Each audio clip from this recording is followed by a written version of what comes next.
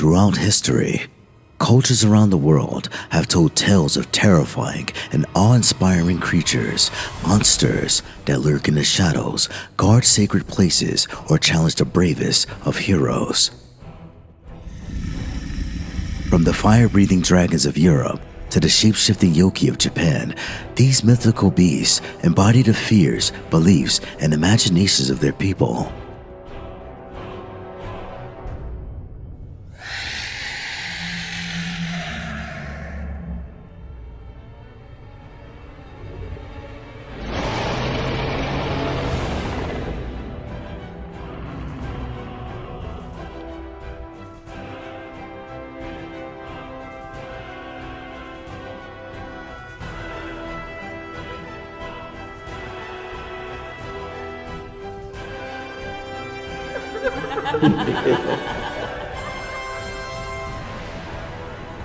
This series will explore some of the most legendary monsters of mythology, uncovering their origins, powers, and the stories that keep them alive to this day. Welcome to Myth and Lores, a journey into the dark and divine. Without further ado, let's jump into another lore. The Minotaur, a creature from Greek mythology, is one of the most iconic and dark figures in mythological lore. Its story is steeped in tragedy, divine wrath, and human folly. This is a deep dive into the myth and the darker elements surrounding this terrifying creature. The Curse of Pasiphae. The Minotaur's tale begins with the union of King Minos of Crete and the god Poseidon. Minos, hoping to secure the favor of Poseidon and gain legitimacy of his reign, promised to sacrifice a magnificent bull that had emerged from the sea.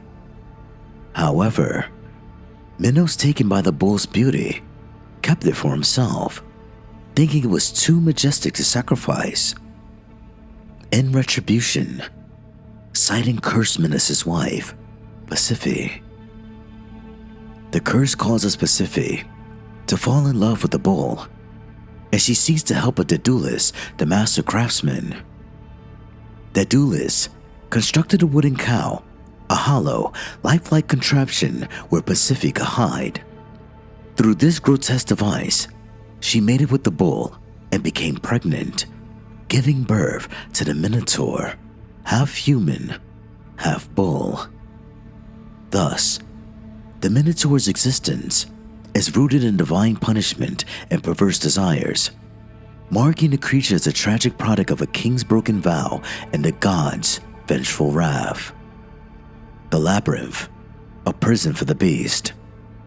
To contain the Minotaur and prevent it from terrorizing the people of Crete, King Minos ordered the construction of an elaborate labyrinth, a maze so intricate that even its creator, Daedalus, could barely escape its twisting passages. The labyrinth became a prison for the creature and a dark symbol of Minos' power and fear. The Minotaur lived in the heart of the labyrinth, devouring those who were sent as sacrifices. Each year, Athens, which Minos had subjugated, was forced to send 7 young men and 7 young women to Crete as part of a blood tribute, and these poor souls were sent into the labyrinth to face certain death.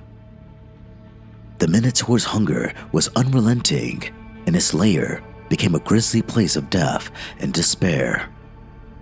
The labyrinth itself symbolized an inescapable fate, a place of suffering and death that no one could hope to escape from, much like the inevitable cycles of punishment and sin that the gods often imposed on mortals. Theseus and the slaying of the Minotaur. The Athenian hero, Theseus, eventually ended the Minotaur's reign of terror. Theseus, the son of Aegeus, king of Athens, volunteered to be one of the sacrificial victims to end the cycle of bloodshed. His goal was not only to slay the Minotaur, but also to end the constant tribute and free Athens from the tyranny of Minos. Upon arriving in Crete, Theseus caught the eye of Ariadne, Minos' daughter, who sympathized with his plight. She gave him a ball of thread, the famous Ariadne's thread, to help him navigate the labyrinth.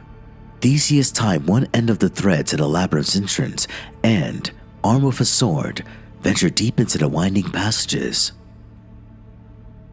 There, in the heart of the labyrinth, he confronted the Minotaur. The creature was described as a monstrous, snarling beast with the body of a man and the head of a bull. Theseus fought the Minotaur with great bravery, and after a violent struggle, he ultimately killed the beast by strangling it and slaying it with his sword. Afterward, Theseus retraced his steps using the thread and escaped the labyrinth, freeing the other prisoners and ending the cruel tradition of human sacrifice. Ariadne, who helped him, was later abandoned by Theseus on the island of Naxos, where she was found by the god Dionysus. The darker themes of the Minotaur's myth: punishment and divine wrath. The Minotaur's very existence embodies divine vengeance. Poseidon's curse on Pasiphae demonstrates the god's power to shape the lives of mortals in cruel and unexpected ways. The Minotaur, born from this curse, represents the darker side of divine interference, a creature born from an unnatural, taboo union, condemned to live in darkness and violence. The labyrinth as a metaphor. The labyrinth itself is a powerful symbol in Greek mythology, representing not just the physical maze, but also the inner psychological and emotional turmoil of his victims. It stands for the inescapable nature of fate and the tragic futility of trying to outrun divine or cosmic justice. Those who enter the labyrinth are like those trapped in their fate or sins, unable to escape the consequences of their actions. Human and animal nature. The Minotaur is a grotesque hybrid whose very form questions the boundaries between human and beast, rationality and savagery. This is a recurring theme in Greek mythology, where monsters often embody the darker aspects of humanity: lust, rage, and violence.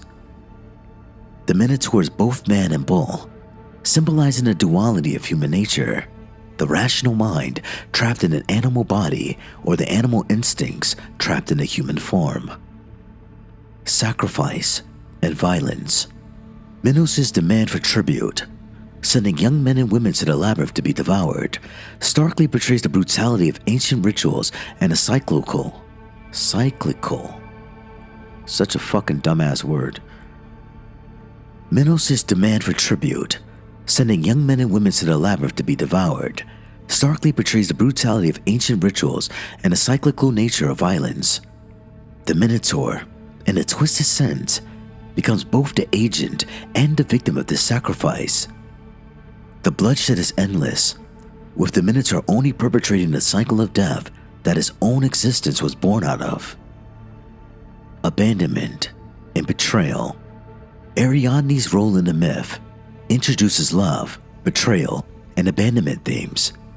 She helps Theseus escape the labyrinth, only for him to later abandon her.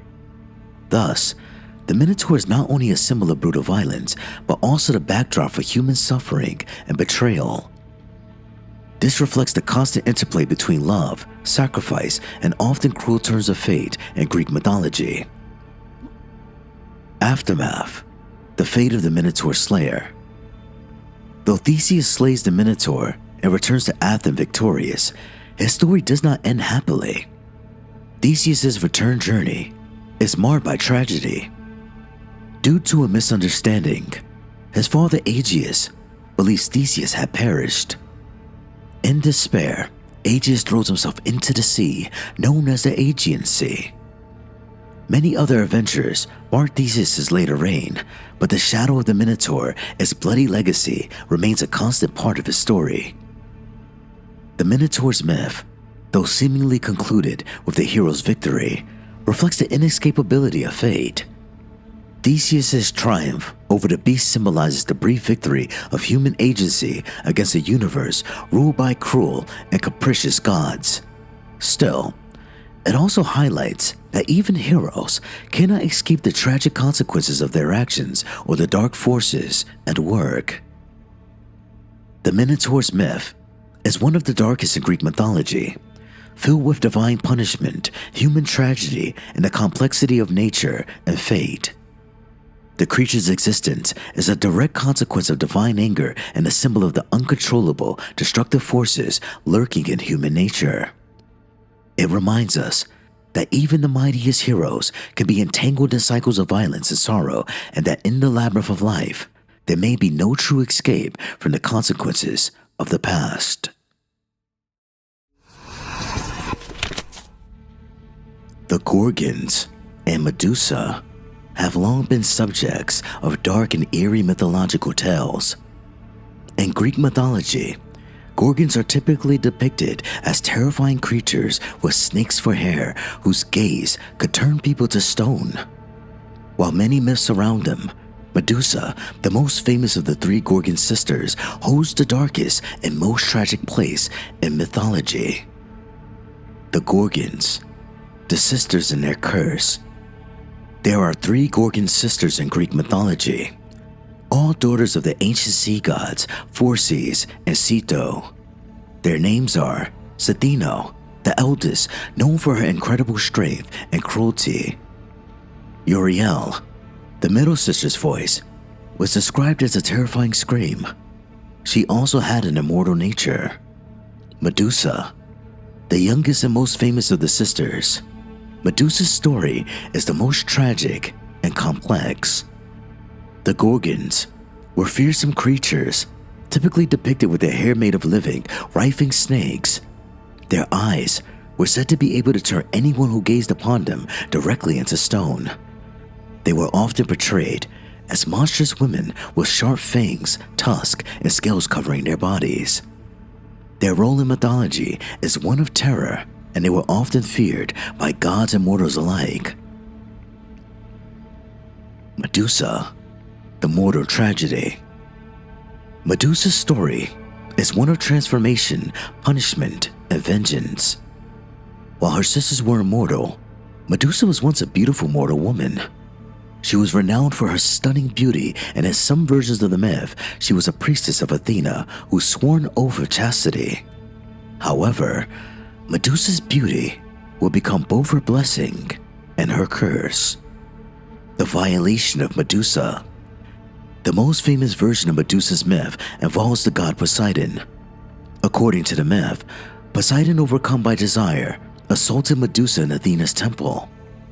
Some versions suggest that Medusa was not only violated but also defiled in the sacred space, which enraged the goddess Athena.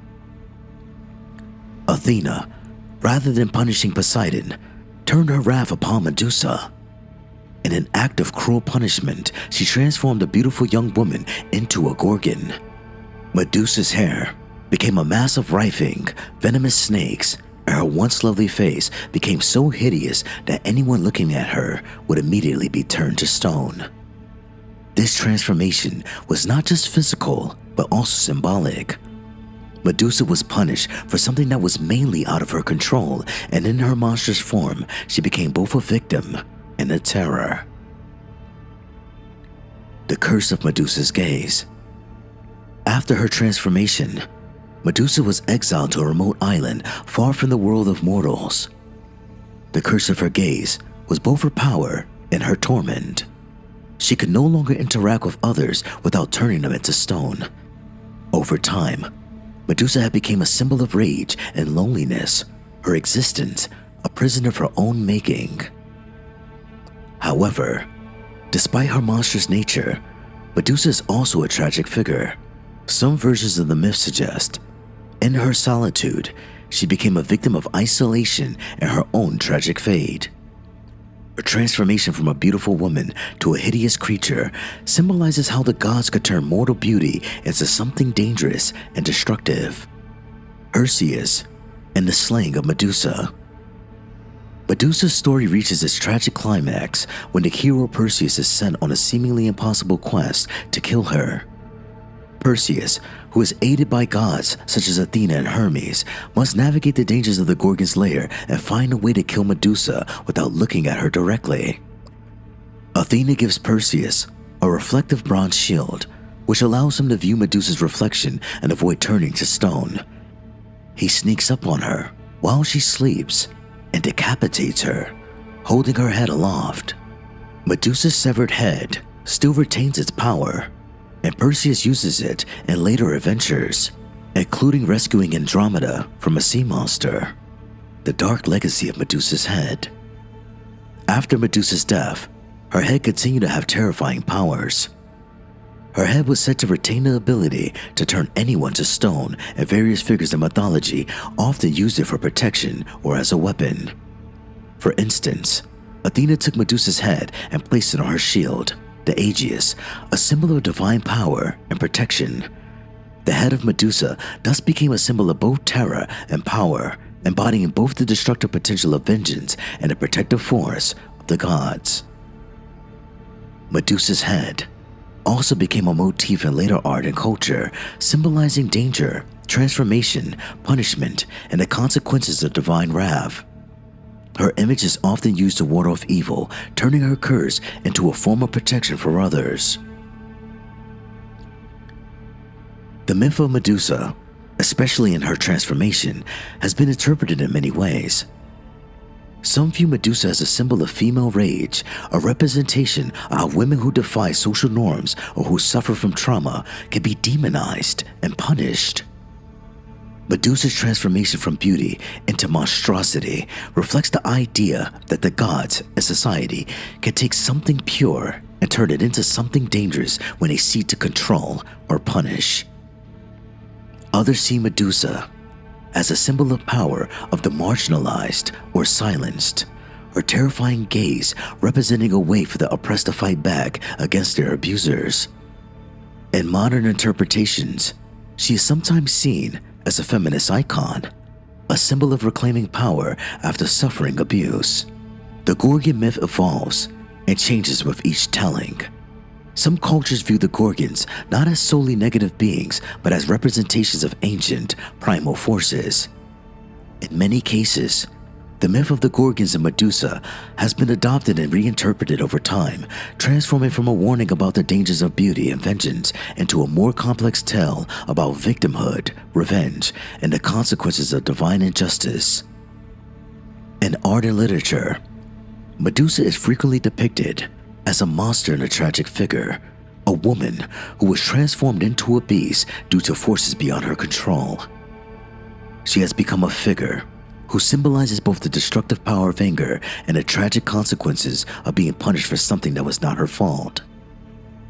In conclusion, the dark lore and myths surrounding the Gorgons, and particularly Medusa, revolve around themes of transformation, punishment, power, and victimization. Medusa's myth has resonated throughout the ages, continuing to evolve and inspire a range of interpretations, from horror to feminist reclaiming of power. Harpies, in their most ancient form, are creatures rooted in the dark corners of mythology. Their names synonymous with fear, vengeance, and destruction. Though often depicted as winged women with the lower body of a bird, their mythological lore spans cultures and centuries, evolving from divine ages of punishment to malevolent forces in their own right. Harpies' origins and symbolic meanings are deeply tied to the ancient themes of fate, wrath, and the supernatural. Here's a deep dive into the darker aspects of their mythos. Greek mythology. The Harpies' earliest and most famous depictions appear in ancient Greek myth. Their name, derived from the Greek word harpizane, to snatch, reflects their nature as soul snatchers and tormentors.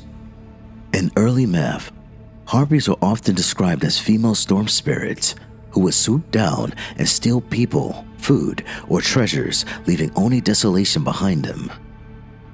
Venus, a prophet, had been cursed by the gods to suffer hunger and thirst, as the Harpies would swoop down and steal his food before he can eat it, leaving him in a perpetual state of suffering. When Jason and the Argonauts came across him, they helped him by driving away the harpies and chasing them into the sea.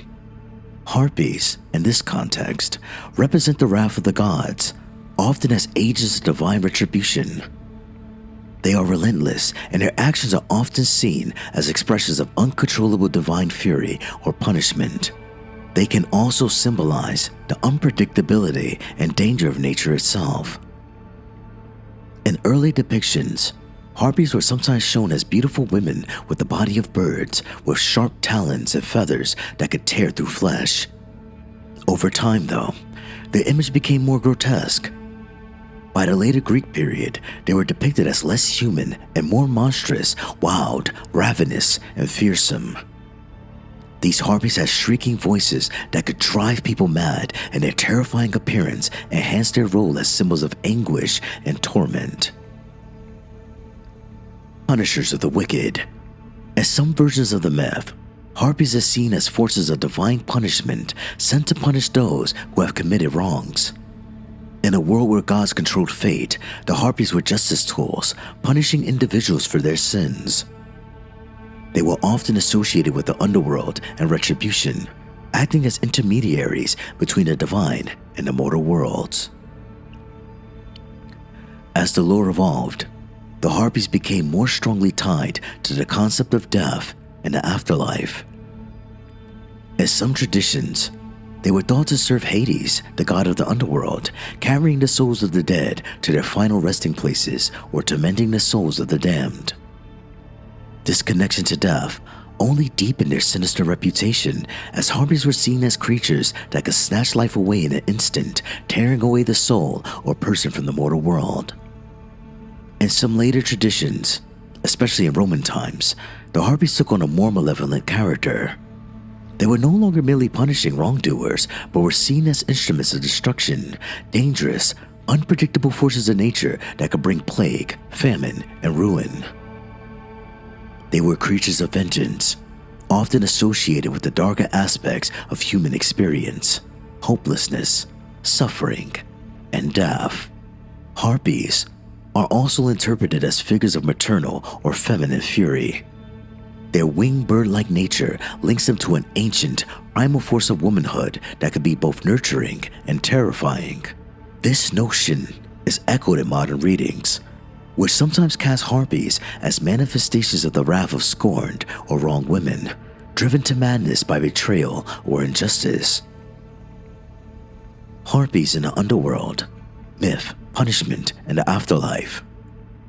One of the most chilling connections of harpies in Greek myth is their role in the punishment of King Tantalus, who was condemned to an eternity of starvation and thirst in the underworld. According to some versions of his story, harpies would defecate on the food and drink that he was eternally trying to grasp, intensifying his torment and reinforcing the idea that these creatures were agents of divine vengeance. The harpies' association with the underworld also extends to their role as agents of Hades, governing the flow of souls. In this light, harpies are sometimes considered dark angels of the afterlife, ensuring that the dead reach their final destination, a place of torment or eternal peace. But their presence is not one of comfort, for they symbolize the harsh inevitability of death, the fear of punishment, and the rage of the gods. Though much of the myth of the harpy has been softened or romanticized in modern depictions, sometimes portrayed as tragic or misunderstood figures, the dark side of their nature still lingers in popular culture. The harpy remains a symbol of primal vengeance, wrath, and the fury of the gods, and her myth reflects ancient fears of retribution, suffering, and the unknown. In modern fantasy literature, video games, and movies, harpies are often portrayed as monstrous women or bird-like creatures embodying chaos and destruction. They are frequently used as symbols of nature's destructive power or as a supernatural force that meddle in human affairs. The harpies of ancient myth were never merely creatures of flight or hunger. They were born from the darkest recesses of divine punishment and natural fury. Whether acting as agents of justice or embodiments of vengeance, they wielded destruction as a reflection of the uncontrollable forces of fate and wrath. Their myth serves as a haunting reminder of the consequences of anger, greed, and cruelty, and their dark legacy endures as a symbol of the supernatural forces that lurk at the edges of human understanding.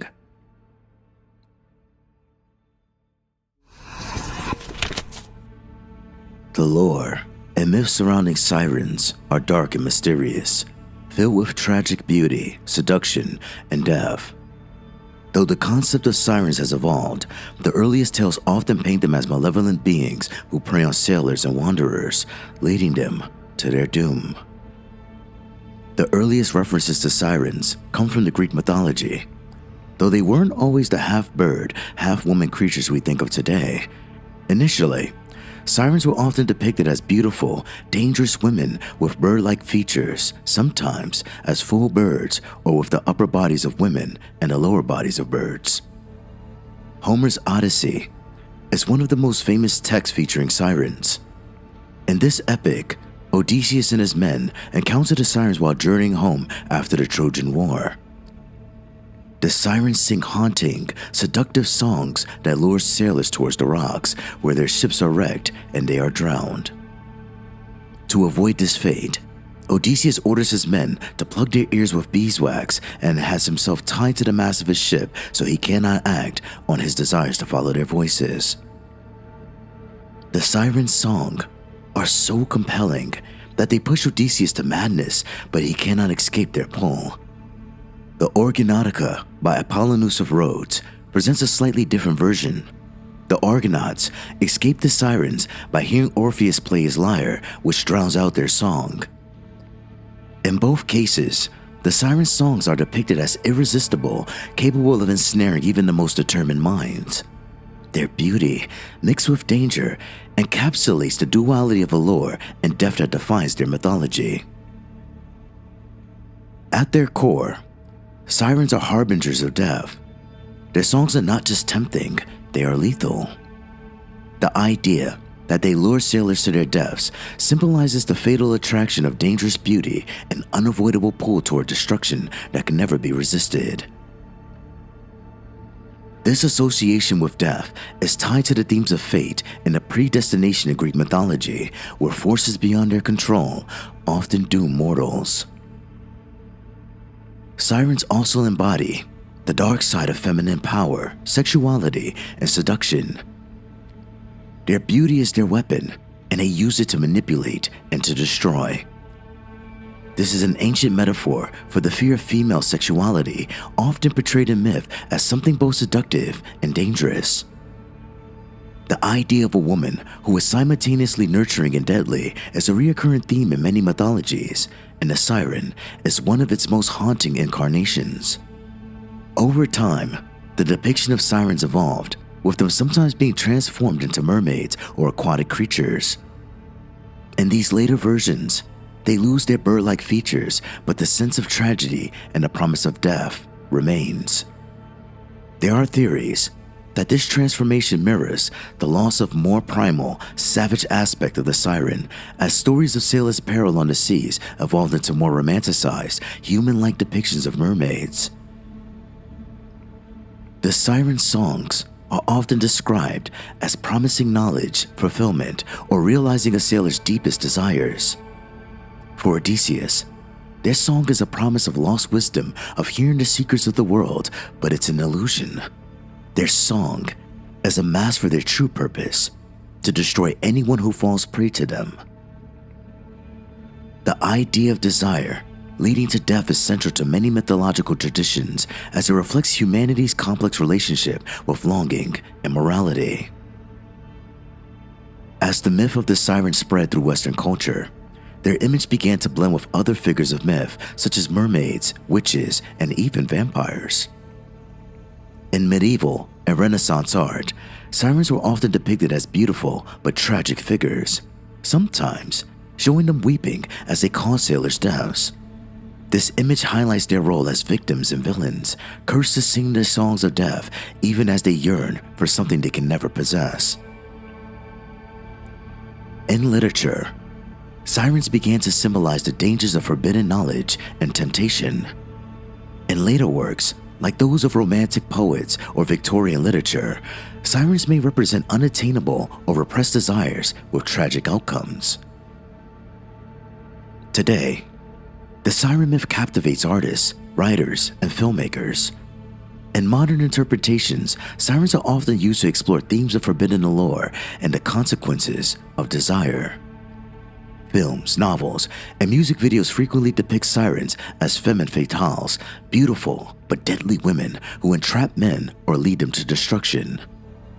Yet, there is also a growing trend of reimagining the siren as a more sympathetic figure, sometimes exploring her as a victim of circumstances or the embodiment of unfulfilled longing.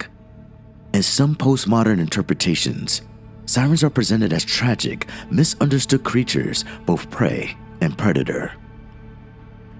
The beauty and allure of the siren, once solely linked to death, is now seen as a complex and multifaceted, perhaps even as an expression of empowerment or an analogy for the dangers of unrestrained desire. The dark lore of sirens weaves together themes of death, seduction, transformation, and power. These mythological creatures remain a compelling symbol of the irresistible force of temptation and the destruction of consequences of yielding to desires that cannot be fulfilled. In a sense, the sirens are both a warning and a reflection of the dangers within human nature itself, tempting, tragic, and ultimately doomed to bring those who listen too close to their end.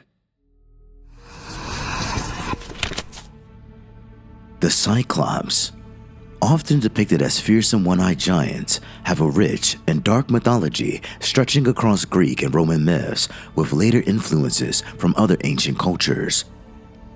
While they are most commonly associated with Homer's Odyssey, their lore expands into various grim and ominous Greek and broader Mediterranean mythology narratives.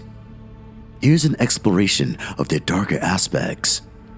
In ancient Greek tradition, Cyclops were not a homogeneous race, but could be divided into different types, each with its ominous characteristics. The primitive Cyclops, one-eyed giants. These Cyclops were among the first children of Uranus and Gaia. They were often portrayed as wild, uncivilized beings.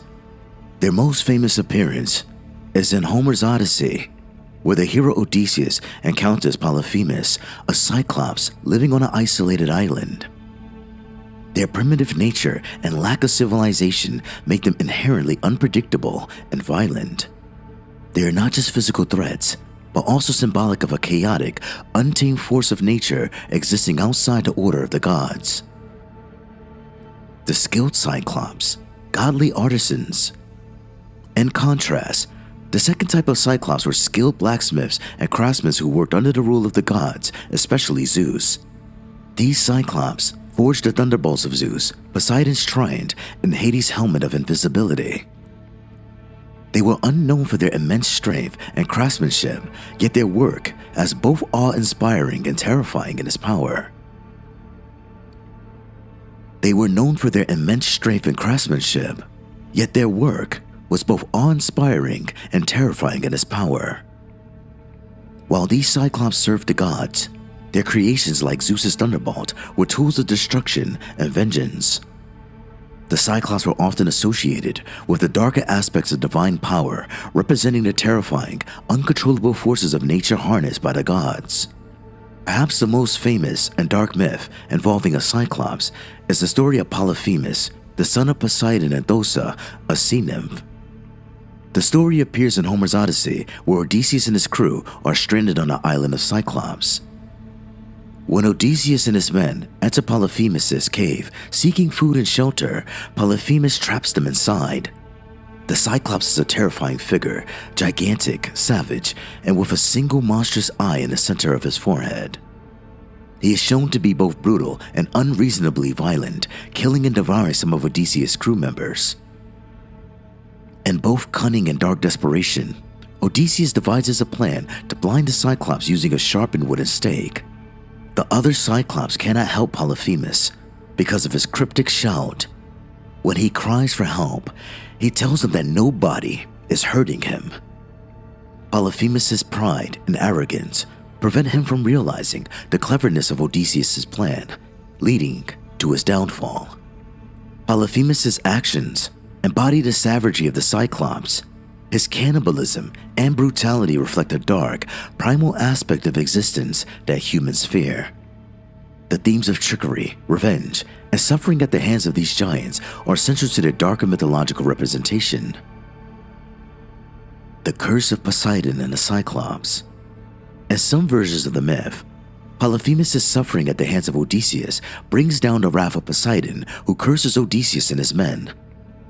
This curse leads to further torment and death for the Greek hero's crew, highlighting how the Cyclops are linked to divine retribution and vengeance.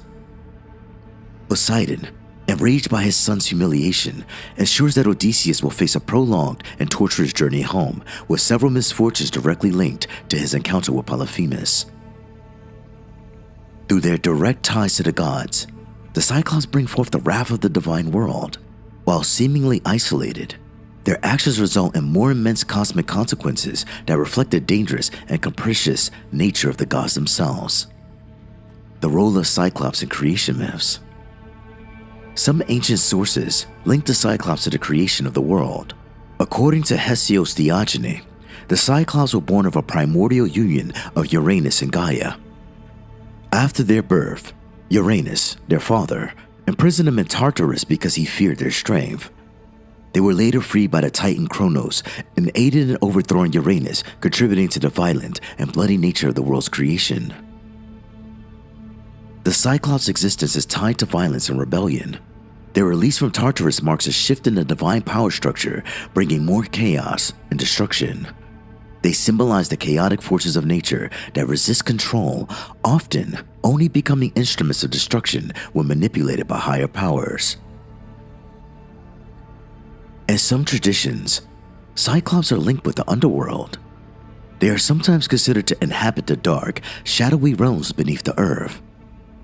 This association with the underworld further deepens the ominous character of the Cyclops, as they are often seen as guardians or creatures tied to death and the afterlife. The underworld connection emphasizes the Cyclops' association with death, darkness, and subconscious fears of the unknown. Their presence in the realms signifies a force that can create and destroy, reinforcing their dual nature as creators and agents of devastation. The symbolism of the Cyclops' eye. The singular eye of the Cyclops has deep symbolic meaning in mythology. It represents a vision that is both limited and all-seeing. The Cyclops sees the world through a lens of raw, untempered force that is blind to nuance or subtleties. The Cyclops' eye represents a terrifying concentration of power. It suggests a single-minded creature driven by base instincts with no capacity for empathy or understanding. In the myth of Polyphemus, this single eye becomes a symbol of vulnerability, yet also of impenetrable strength. Blinding Polyphemus is not just physical, it is a symbolic of overcoming a monstrous, all-consuming force of nature. In later European folklore and stories, Cyclops are often depicted as part of a broader category of giant or monster myths. Their role as solitary, dangerous figures resonates in the stories of isolated, evil creatures who are physically robust and spiritually corrupt. In some traditions, their one eye and their monstrous nature are linked with the idea of demonic or supernatural power that preys on humanity. In myth, the Cyclops are more than just giant, one-eyed beings. They are embodiments of chaos, violence, and the untamed forces of the world. Whether as barbaric, cannibalistic monsters like Polyphemus or as skilled but dangerous blacksmiths of the gods, their stories are filled with themes of primal fear, divine wrath, and the unpredictable nature of existence. Their dark lore reminds us of the terror that lies beyond human control and the cost of defying or manipulating such forces.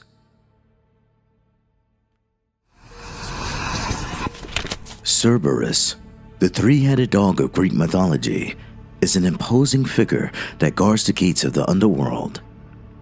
His role as the keeper of Hades' realm casts him in the dark light as he stands as a literal and symbolic boundary between the living and the dead. While his primary role is to prevent the souls of the dead from escaping the underworld and to keep the living from entering without permission. The mythology surrounding him is steeped in mystery, fear, and dark omens. Cerberus is typically described as having 3 heads, a serpent-like tail, and snakes protruding from his back, which adds a grotesque and ominous quality to his appearance. The name Cerberus itself might derive from the ancient Greek kaberos, which may be linked to the word for pest or bringer of destruction. He is the offspring of the terrifying monsters Echidna, a half-woman, half-snake creature, and Typhon, a primordial serpentine giant, one of the most fearsome figures in Greek mythology. This lineage ties Cerberus to the world of primal chaos and destruction, making him an embodiment of the chaotic and terrifying forces that lurk beneath the surface of the known world. In the realm of the underworld, Cerberus serves as a singular function, guarding the gates of Hades to ensure that souls of the dead cannot return to the living world. He is a creature of profound darkness as he stands between life and death, guarding the boundary of the afterlife. He is one of the many minions of Hades, the god of the dead, who rules the underworld. Cerberus is most famously encountered in Greek mythology during Hercules' 12 labors. The 12th and final labor requires Hercules to descend into the underworld and capture Cerberus alive.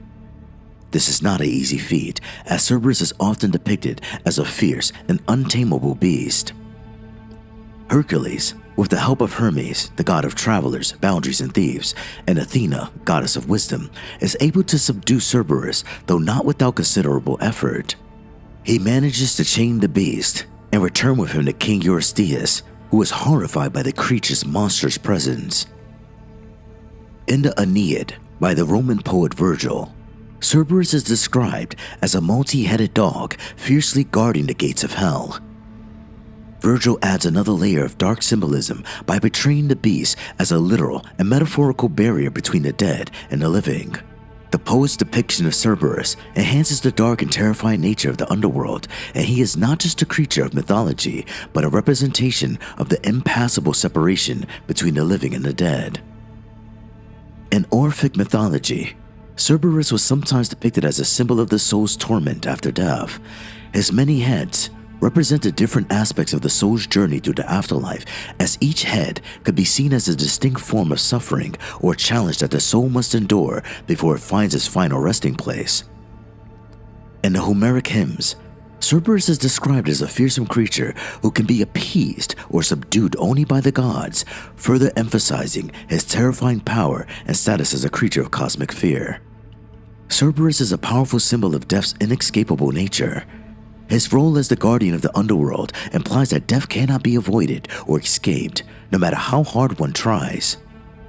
In this way, Cerberus serves as a reminder of mortality, and his image often evokes feelings of dread as he marks the final boundary that the living cannot cross. Cerberus is not only a protector of the realm of the dead, but also a symbol of a threshold that the living cannot cross. In this sense, his presence emphasizes the ultimate finality of death. Once one has entered the underworld, there is no going back, and Cerberus is there to reinforce this role.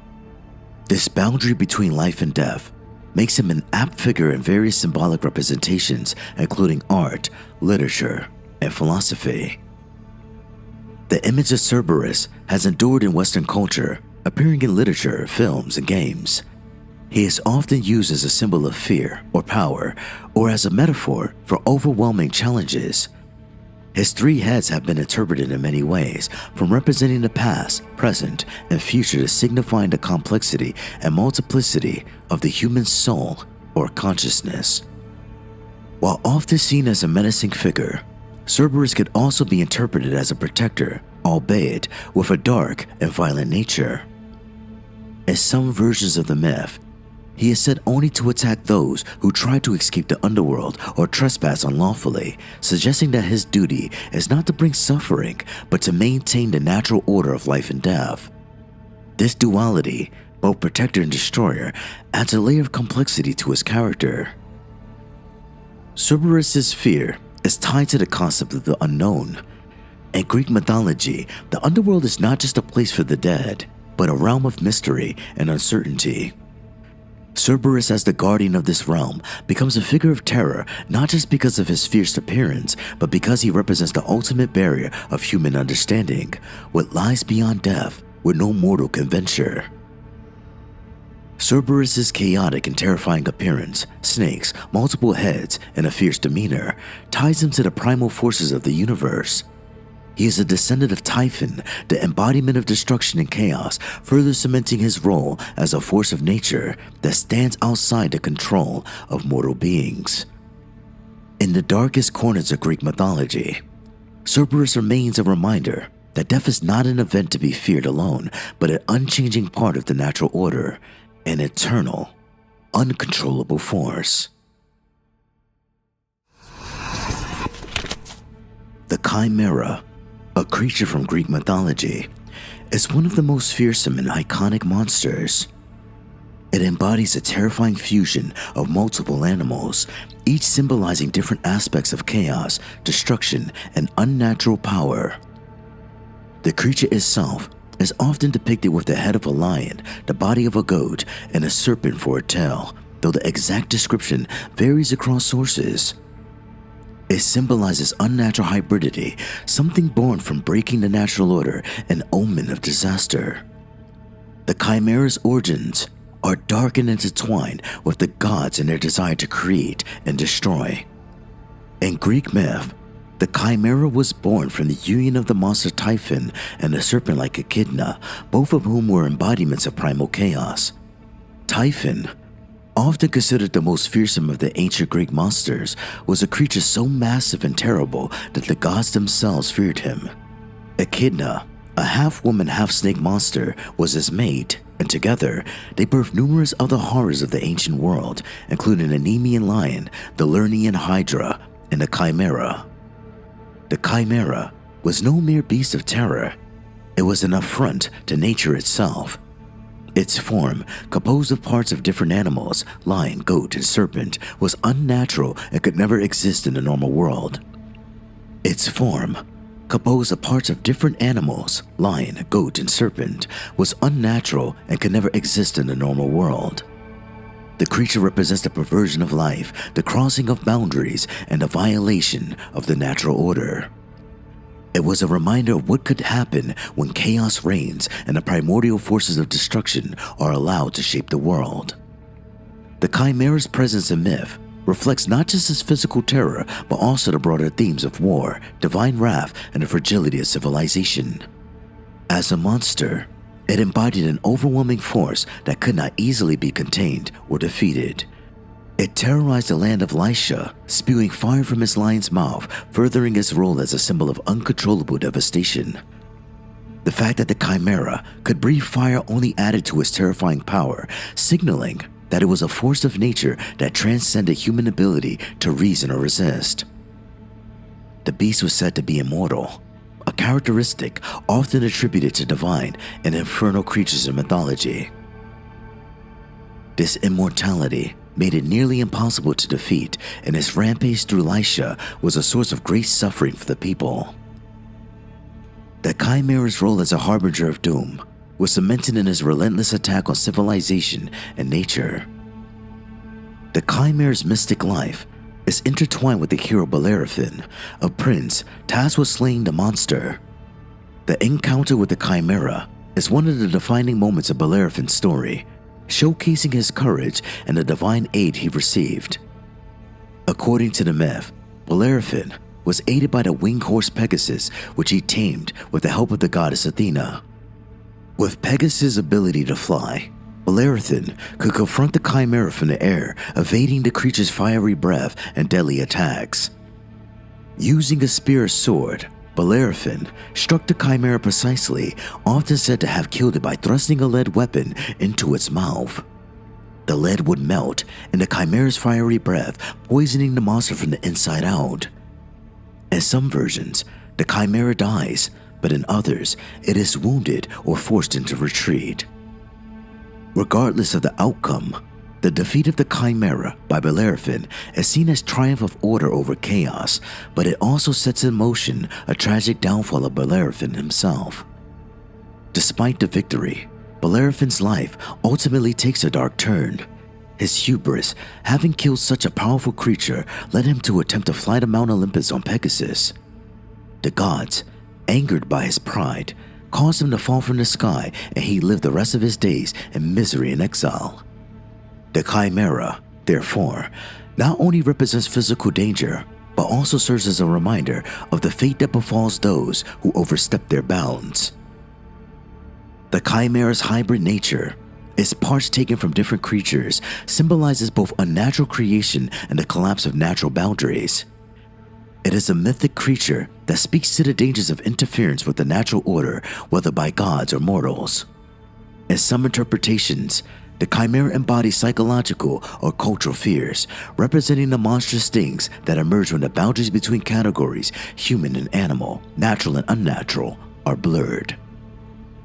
The Chimera is often seen as a symbol of dangers of unchecked desire and power. The creature's fire-breathing mouth suggests both rage and consumption, and its ability to destroy cities and entire landscapes points to the uncontrollable forces of chaos, whether they be divine wrath, human war, or nature's destructive capacity. Its existence suggests that the world is full of things beyond human understanding and control. The Chimera has continued to captivate imaginations through modern retellings and interpretations. It appears in literature, film, and video games as a symbol of monstrosity and an opponent that requires physical and intellectual might to overcome. The creature also serves as a metaphor for the dangers of hybridization, experimentation, and the consequences of creating something that defies nature. In modern scientific discourse, the term chimera has even taken on a more literal meaning, referring to organisms created by combining the genetic material of different species, such as in genetic engineering or cloning. In this sense, the myth of the chimera continues to resonate as a cautionary tale about humanity's attempts to control or manipulate life itself, a dark reflection of contemporary fears about science, technology, and the ethics of genetic manipulation. Thus, the chimera's lore is a tale that spans centuries, representing the eternal struggle between order and chaos, life and death, and humanity's role in the vast, uncontrollable forces of the universe. Ogres have long been shrouded in dark folklore and myth, their origins rooted in the ancient fear of the unknown and the monstrous. These creatures are typically depicted as brutish, large, and cannibalistic beings, often with features that evoke revulsion, such as twisted limbs, gnarled faces, or grotesque deformities. While the details of the ogre lore can vary widely depending on region and culture, they share common themes of malevolence, hunger, and primal connection to the dark, uncivilized forces of the world. Origins of ogre and myths. The earliest known references to ogres appear in European folklore, but similar figures can be found in other cultures. In Norse mythology, for example, the Jotun, the giants, can be seen as distant relatives of the ogre, beings who were often in opposition to the gods and humans. In other parts of the world, such as the Middle East and Asia, stories of large, menacing creatures seem to parallel the ogre archetype. The word ogre itself likely comes from the French, popularized in Charles Perrault's fairy tales in the late 17th century. However, the concept of gigantic human-eating monsters predates these stories, with the ancient Greeks having the tales of Gigantes and Cyclops and the infamous Polyphemus who famously devoured Odysseus' men. In medieval Europe, ogres became prominent figures in myth and fairy tales. They often served as antagonists who would kidnap children or travelers and feast on them. These ogres were often depicted as unreasoning and savage, though some were cunning enough to trap their prey. Ogres are often portrayed as voracious consumers driven by a boundless appetite. They are hungry, not just for food, but for destruction and chaos. They would kidnap women, children, and entire villages, devouring them in their lairs. In some stories, ogres have been known to possess magical abilities that help them capture their victims and conceal their hideouts. Ogres are often described as living in remote, isolated places, deep forests, caves, or mountain ranges far from reach of civilization. This isolation reinforces their role as outcasts, beings who are disconnected from human society and its moral norms. These layers often carry an air of malevolence and decay, mirroring the ogre's twisted natures. Cannibalism is a recurrent theme in ogre folklore. They are not just predators, but creatures that consume their kind or humans without remorse. This grotesque trait ties the ogre to the most primal force of violence, the act of devouring other beings to survive or for pleasure. In specific stories, ogres are organized into tribes or kingdoms led by a king or chieftain. These figures are often more intelligent and strategic, using their strength and cunning to dominate lesser beings. These ogre kings can be seen as embodiments of anarchy and tyranny, ruling over their people with brutal authority. Despite their power, ogres are not invincible. Many European tales, such as Jack and the Beanstalk, involve a hero overcoming an ogre through wit, bravery, or magic. The ogre often represents a challenge or a test of the hero's moral and physical strength, and their defeat symbolizes triumph over darkness and savagery. Ogres in other cultures. The Japanese Oni. In Japan, the Oni are similar to ogres. Oni are frequently depicted as evil spirits that prey on humans, especially children. They are said to live in the mountains or on remote islands where they feast on flesh and cause disasters.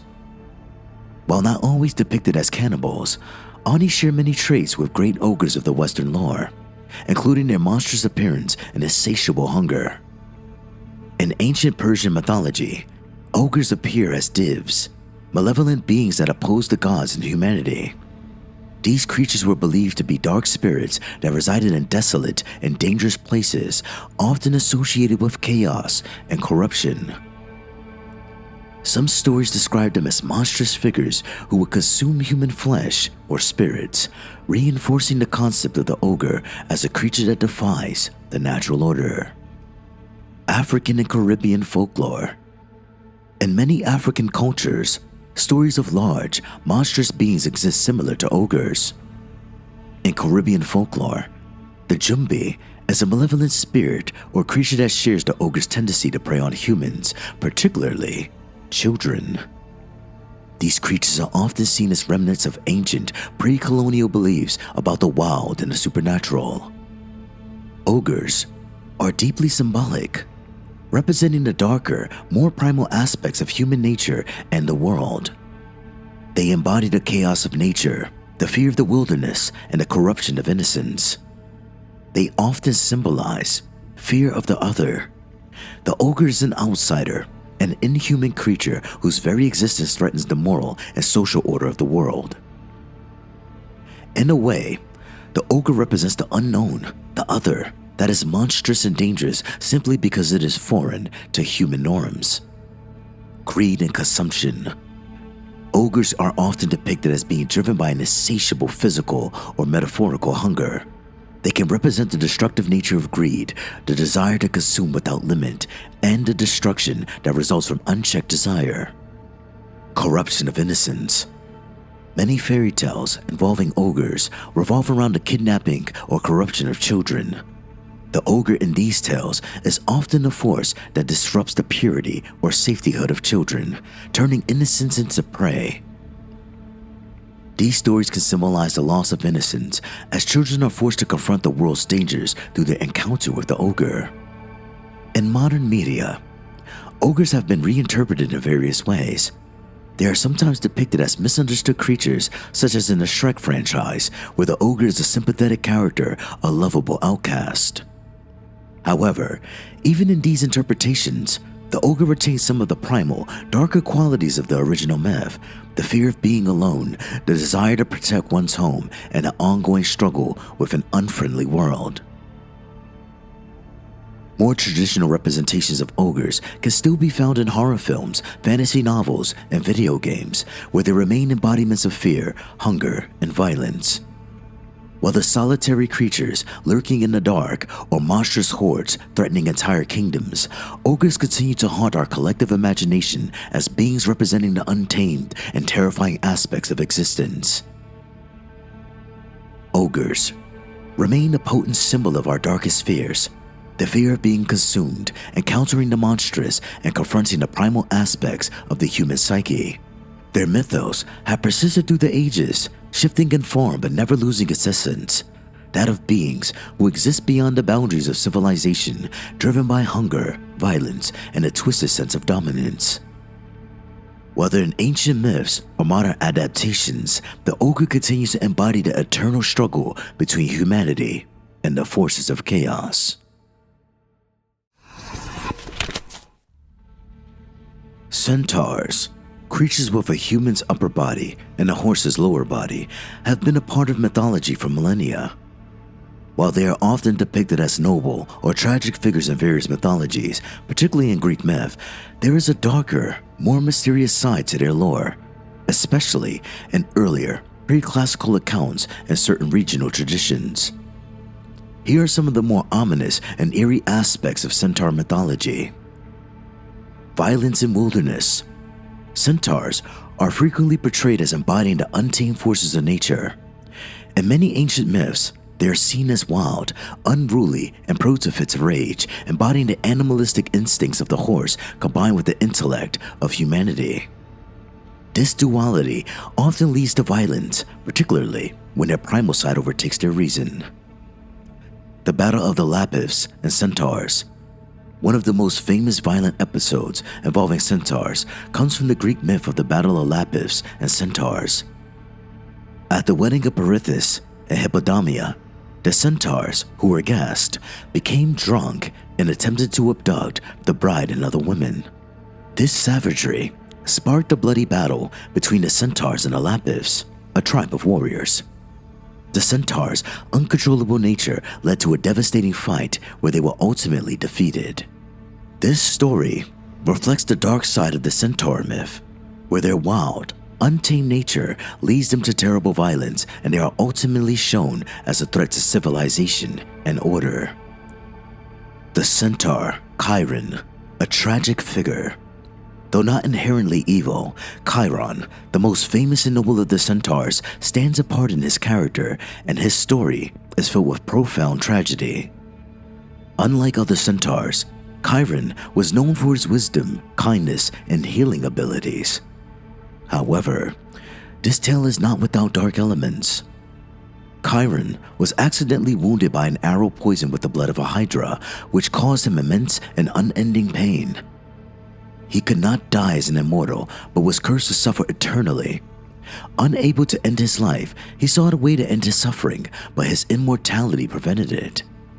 Ultimately, he traded his immortality with Prometheus, who Zeus had punished, and Chiron died, passing into legend as a symbol of sacrifice, wisdom, and the inevitability of suffering.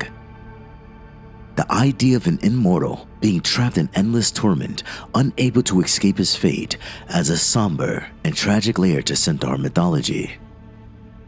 The centaur as a symbol of disorder. In many mythological traditions, centaurs symbolize chaos and a rejection of civilization. Their existence, half human, half animal, makes them a liminal, unstable figure not fully belonging to either world.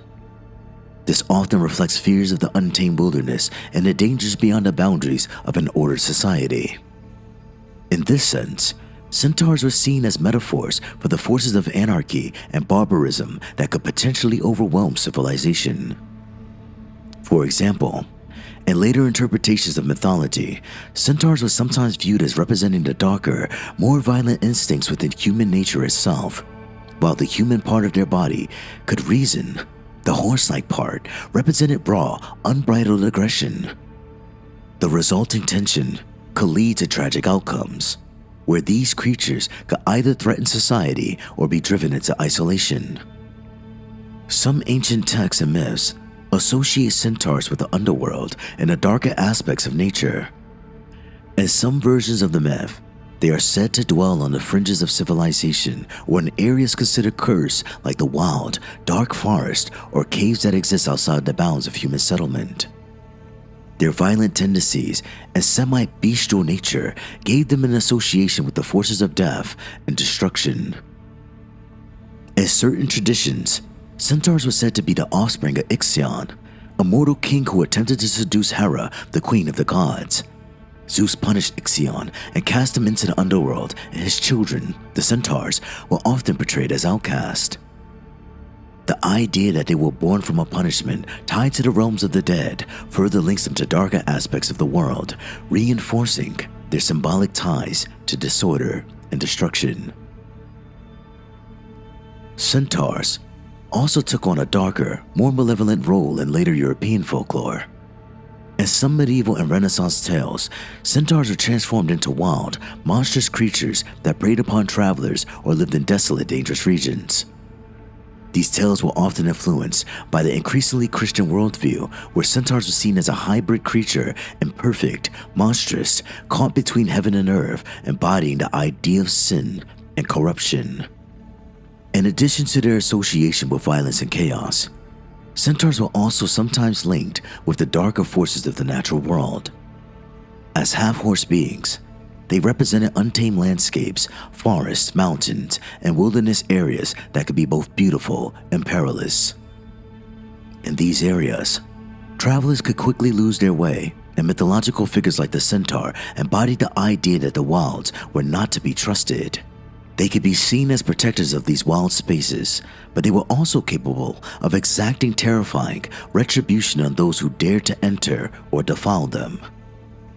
The darker lore of centaurs is rich and complex, reflecting the tensions between civilization and the untamed forces of nature. While some centaurs, like Chiron, embody wisdom and nobility, the more common portrayal is of wild, violent beings at the edges of society, symbolizing the dangers of excess, barbarism, and chaos. In myth, they often warn that the boundary between order and disorder is thin, and those who stray too far into the wilds, literally or metaphorically, can quickly find themselves caught in a maelstrom of destructive force.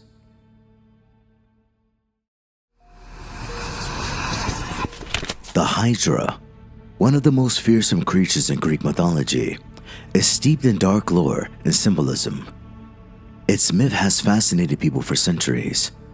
Here's a look into its eerie history, origins, and the deeper meanings behind the legend. The Hydra is often depicted as a monstrous, multi-headed serpent or dragon that dwells in the swamps of Lerna, a region in ancient Greece. The creature is described as having anywhere from 9 to hundreds of heads, depending on the version of the myth, with one of those heads being immortal. Its breath was poisonous, and its blood could cause death or destruction. The Hydra's heads were not just a physical menace.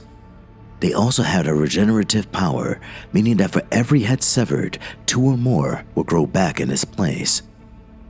This regenerative ability made the Hydra nearly impossible to defeat by conventional means, and its venomous breath made it even more dangerous. Its existence was a constant reminder of the struggle between human heroes and the forces of chaos. The Hydra and Hercules. The most famous myth involving the Hydra is the second labor of Hercules. As part of his 12 labors, Hercules was tasked with slaying the Hydra. When he arrived at the swamp where the Hydra lived, he faced a daunting challenge. Whenever he cut off one of the creature's heads, 2 or more would grow in his place. The monster was nearly invincible, but Hercules was clever. He realized that he needed to stop the regeneration. With the help of his nephew Aeolus, who used a torch to cauterize the stumps of the severed heads, Hercules was able to prevent the Hydra from growing new heads. After a long and bloody battle, he defeated the creature by severing its immortal head, which he buried under a rock to ensure it couldn't return. He then dipped his arrows in the Hydra's toxic blood, giving them lethal power. The Hydra represents several themes that resonate deeply with the darker aspects of human experience. The unstoppable nature of chaos. The Hydra's ability to regenerate and multiply when wounded symbolizes chaos or evil as an ever-present and uncontainable force. No matter how much you try to fight it, the monster keeps coming back, often stronger or more numerous than before. This reflects the difficulty of overcoming deeply ingrained evil or disorder. The eternal struggle. The Hydra is often seen as a representation of the eternal struggle between man and the forces of darkness. Even after Hercules succeeds, the Hydra's blood and venom, when used on his arrows, remain a constant reminder that victory over evil is never permanent and the fight for peace and stability is ongoing. Immortality and unconquerable. The immortal head of the Hydra represents the concept of invincibility or an enemy that cannot be fully defeated. The aspect of death cannot be controlled or fully overcome. Hercules had to confront this head directly, sealing it under a rock, a metaphor for attempting to suppress what is immortal or beyond human power. The poison of the world. The Hydra's venomous breath and blood also signify corruption, disease, and the idea of poison spreading uncontrollably. In ancient times, poisons and venom were often associated with the unseen, unexplainable dangers of the world, things that were often hidden and mysterious, but capable of causing widespread destruction. Transformation and duality. In some versions of the myth, the Hydra's defeat comes not through brute force, but through cunning and collaboration. This duality, where both Hercules' strength and Iolaus' fire are needed to defeat the beast, suggests that complex challenges often require both force and intellect, light and darkness, to overcome. The Hydra in literature and art. Over time, the Hydra has appeared in various works of literature, philosophy, and art, often taking on new layers of meaning. It's a symbol that transcends its original myth, representing societal fears, internal struggles, and even the nature of war or conflict. In medieval texts, the Hydra might be equated with the devil or demonic forces that cause endless strife. In modern interpretations, it can symbolize a seemingly inescapable evil or a problem that only grows worse the more it is confronted. The Hydra in the cosmos. In some interpretations, the Hydra is also seen as a cosmic monster, representing the dark forces that existed before the creation of order in the universe.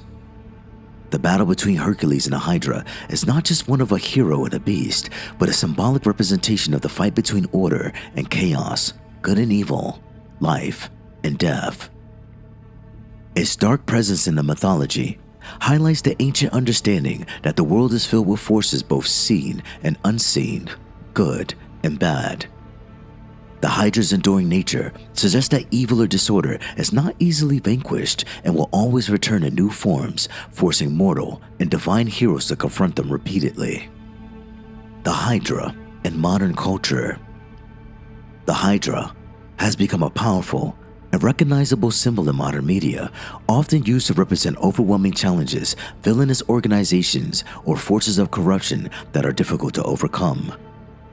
In films, video games, and literature, the creature often appears as a literal or metaphorical embodiment of a problem that multiplies and grows stronger the more it is fought.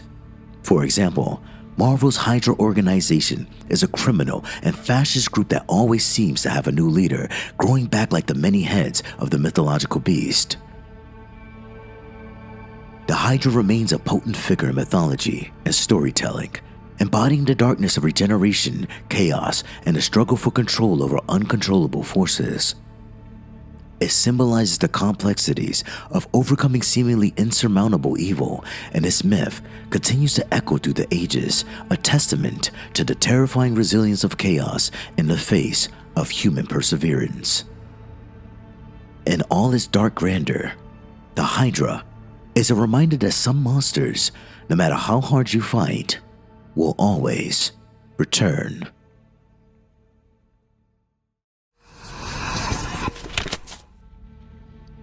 The Kraken is one of the most enduring and terrifying mythological creatures, steeped in darkness and mystery.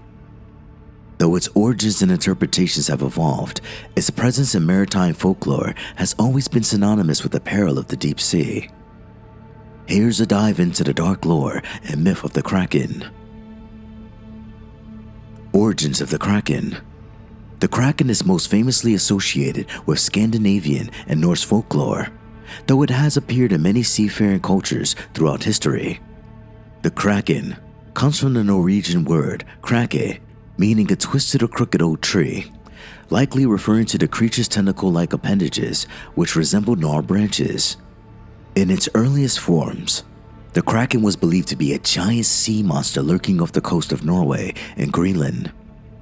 Its first mention in written form was in the 1700s when a Danish-Norwegian bishop and scientist, Erik Pontoppidan, described the creature in his work, The Natural History of Norway.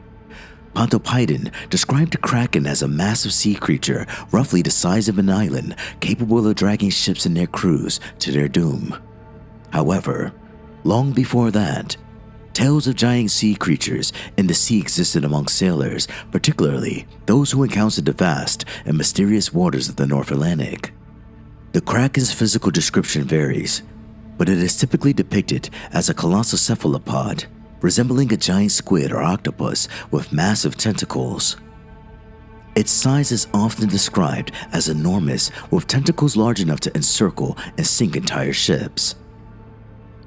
In some versions of the myth, the Kraken is said to resemble a giant, floating island rising from the depths only to reveal its monstrous form when provoked or hungry.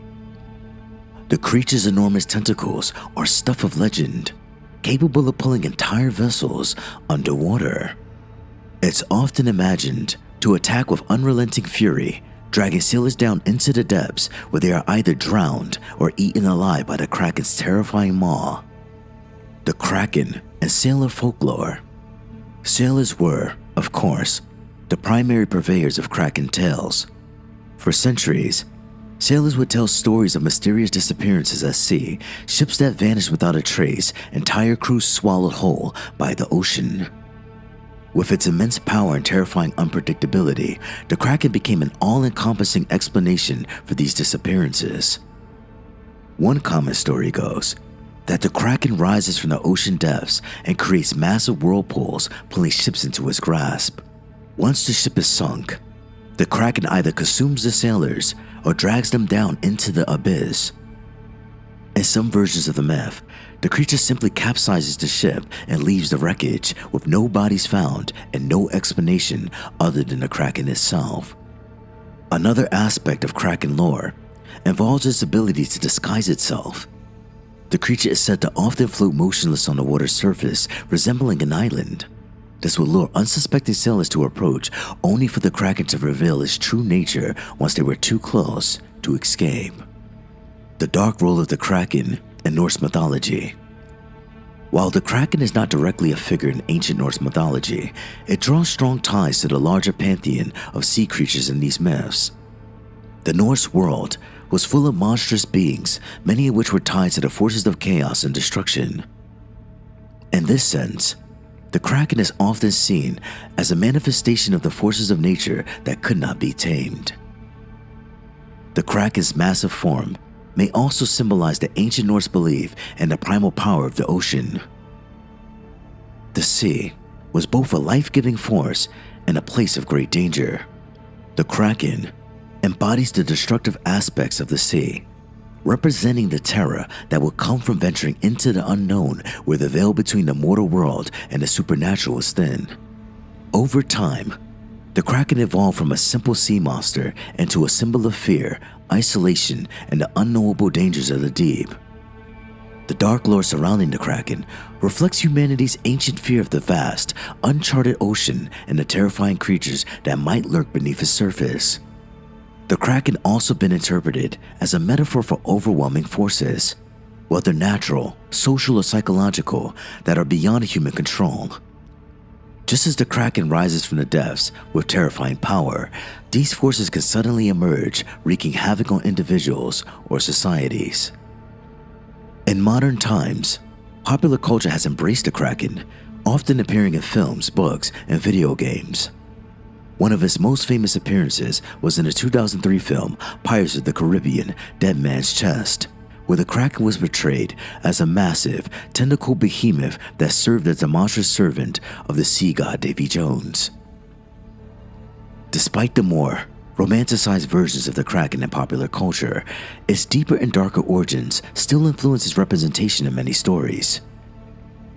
In modern horror and fantasy, the Kraken remains a symbol of unknowable terror, representing the primal, uncontrollable forces of nature that lie beyond human understanding. The Kraken fits within the long tradition of maritime legends, such as the Leviathan from the Bible or the Luxa from Caribbean folklore. These creatures represent the primal terror of the deep sea, where even the most skilled sailors are at the mercy of forces they cannot understand or control. Historically, the Kraken may have been inspired by real sea creatures, such as the giant squid, which can grow up to 40 feet long. Sailors who encountered these creatures in the open sea may have exaggerated their size and power, blending reality with myth. Many sailors have reported sightings of massive tentacle creatures, leading some to believe that encounters inspired the Kraken with giant squid or octopuses. However, the true essence of the Kraken is found not in any specific creature, but in its role as a mythic symbol of danger, mystery, and destruction. The dark lore of the Kraken is a tale woven from ancient fears of the sea's depths and the unknowable horrors that might lurk beneath. It is a creature born from the imagination of sailors, a reflection of their deep-seated anxieties about the dangers of the ocean and the possibility of forces far beyond their understanding. Whether as a terrifying sea monster, a metaphor for overwhelming power, or an enduring symbol of nature's chaos, the Kraken inspires awe and fear, remaining one of the most influential figures in maritime mythology.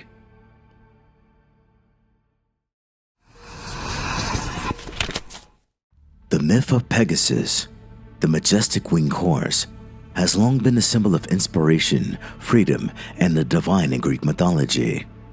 However, beneath its popular, radiant image lies a darker, more complex lore surrounding the origins and fate of this celestial creature. The birth of Pegasus, chaos and bloodshed. Pegasus' story begins with a violent and tragic event. According to some versions of the myth, Pegasus was born from the blood of Medusa, the Gorgon, whose gaze could turn anyone to stone. Medusa was once a beautiful maiden, but after being cursed by Athena for being violated by Poseidon in the goddess's temple, she was transformed into a monster with snakes for hair. The hero, Perseus, was tasked with slaying Medusa, and in the process when he beheaded her, Pegasus sprang forth from her severed neck along with another creature, Chrysaor, a giant or sometimes a winged boar. Pegasus' birth, then, is marked by violence and bloodshed, a beast emerging from the death of a tragic and tortured being. Pegasus and Bellerophon, a bond of glory and tragedy. After his birth, Pegasus' next significant myth involves the hero Bellerophon, who tamed the wild-winged horse. In this myth, Bellerophon seeks to defeat the terrifying creature Chimera, a fire-breathing monster with the head of a lion, a goat's body, and a snake's tail. Bellerophon, who the gods favored, was given Pegasus to aid him in his quest. Using the horse's speed and ability to fly, Bellerophon was able to slay the Chimera from the sky, thus earning eternal glory. However, the myth takes a darker turn. Bellerophon, filled with pride and ambition, attempted to fly Pegasus to Mount Olympus, the home of the gods, in an effort to join their ranks. This act of hubris angered Zeus, who saw this as challenging his authority. In some versions, Zeus sent the godfly to sting Pegasus, causing him to buck Bellerophon off and send him tumbling back to Earth. The fall left Bellerophon injured and disgraced, living out his days in misery, blind and alone. On the other hand, Pegasus was taken to Olympus, where he was made the bearer of thunderbolts for Zeus, a position of divine service.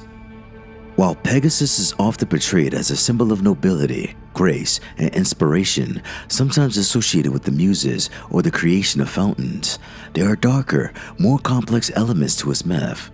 In many versions of his myth, Pegasus is portrayed as a being out of control, wild, and unpredictable. He is not a creature who can fully be tamed or harnessed, and this unpredictability often leads to the fall of those who try to dominate him, like Bellerophon. Pegasus thus represents forces beyond mortal understanding, fate, destiny, and the power of the gods, which cannot be controlled no matter how heroic one may be. Pegasus and the gods. Despite his nobility, Pegasus' ultimate role is a servant to the gods, specifically Zeus. His role as the bearer of the thunderbolts ties him to the harsh and unpredictable nature of divine power. His majestic flight and symbolic association with the heavens do not elevate him above the will of the gods, instead, reinforcing the idea that no creature, no matter how powerful or beautiful, can escape the influence of divine forces. The curse of Pegasus, from the heavens to the earth. After his ascension to Mount Olympus, Pegasus' story somewhat fades from the mortal realm. Yet, his connection to the constellation of Pegasus brings him back to the heavens, where he is immortalized as a group of stars. But in many ways, this eternal placement in the sky can be seen as a kind of cosmic exile. Just as Bellerophon's fall was one of disgrace, Pegasus' position among the stars serves as a reminder of his untamable nature, forever removed from the mortal world, but still connected to it in a distant and cold way. In this sense, Pegasus' curse can be interpreted as his isolation from both the human and divine realms, a reminder that freedom, beauty, and power often come at the cost of being eternally apart from those who seek to control or ride him. Thus, the darker side of Pegasus' myth is one of violence, pride, punishment, and isolation, reminding us that even the most beautiful creatures and heroic acts are often entangled in sorrow, punishment, and the eternal balance of fate. That concludes this lore. If you like what you heard, please like, comment, and subscribe, and stay tuned for the next lore. Bye.